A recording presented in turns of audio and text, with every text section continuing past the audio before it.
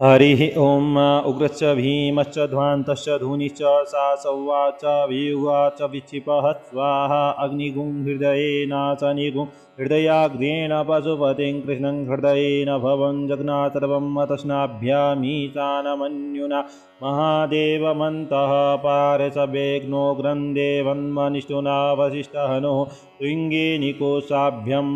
उरन्लोहितेन मित्रगुं सौव्रतेन रुद्रन्दौ व्रतेनेन्द्रपक्रीतो मरुतो बलेन साध्यन् प्रमुदा भवस्य कण्ड्यगुं रुद्रशान्तः पार्श्वे महादेवस्य चकृश वश्यवनिष्ठो पशुपतेः पुरी ततः लोमभ्यः स्वाहा लोमभ्यः स्वाहा त्वचे स्वाहा लोहिताय स्वाहा मेदोभ्यः स्वाहा मागुंसेभ्यः स्वाहा स्नावभ्यः स्वाहा तभ्यः स्वाहा मजभ्यः